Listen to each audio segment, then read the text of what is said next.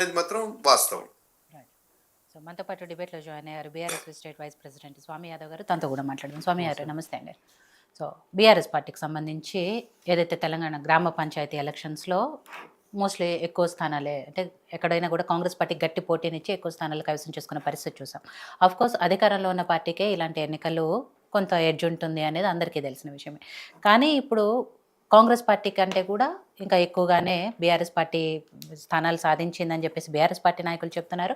At the same time ఎవరు గెలిచినా కూడా నిధులు ఇవ్వాలి, ఇవ్వకపోతే ఒప్పుకోమని కేటీఆర్ గారు మాట్లాడుతున్నారు. అండ్ కొన్ని చోట్ల గెలిచిన కాంగ్రెస్ పార్టీ మద్దతు ఇచ్చిన సర్పంచులు కొంత బీఆర్ఎస్ నాయకుల మీద దాడి చేస్తున్నారు. ఇలాంటి సంఘటనలన్నీ కూడా కొన్ని గ్రామాల్లో చూస్తున్నాం. కాబట్టి ఓవరాల్గా 3 ఫేజుల్లో జరిగిన ఎలక్షన్స్ గురించి, బీఆర్ఎస్కి వచ్చిన రిజల్ట్ గురించి ఏం చెప్పదలుచుకున్నారు? ముందుగా మీకు, ఇక్కడ ప్యానల్ ఉన్నటువంటి మిత్రులకు, అదేవిధంగా టీవీ చూసినటువంటి యోయో టీవీ చూసినటువంటి వీక్షకులందరికీ కూడా నమస్కారం. ఈరోజు మేము చూసినట్లయితే బీఆర్ఎస్ పార్టీ దాదాపుగా సగం అభ్యర్థులను మేము గెలవడం జరిగింది.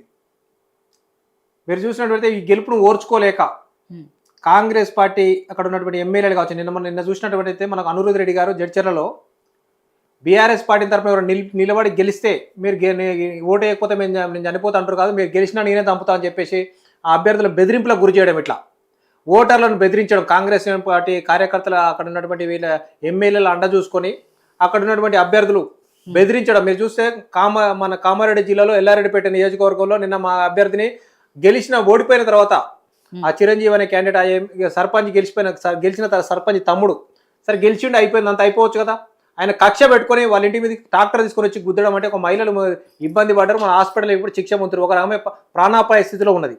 అంటే ప్రజాస్వామ్యం ఎక్కడ పోయింది? దీనిపైన ముఖ్యమంత్రి కానీ అక్కడ ఉన్నటువంటి పోలీసులు కానీ ఎలాంటి చర్య తీసుకోలేదు.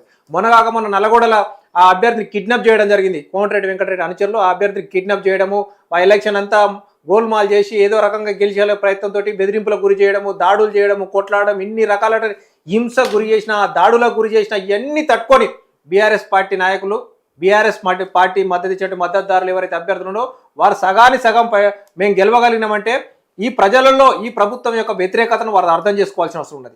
వారి వ్యతిరేకతను అర్థం చేసుకోకుండా మేము గెలిచినామని చెప్పేసి సంకలు గుద్దుకొని ఇక సరిపోయింది, బీసీలకు రిజర్వేషన్లు ఇవ్వాల్సిన అవసరం లేదని వారు తప్పించుకునే ప్రయత్నం కనపడతా ఉన్నది.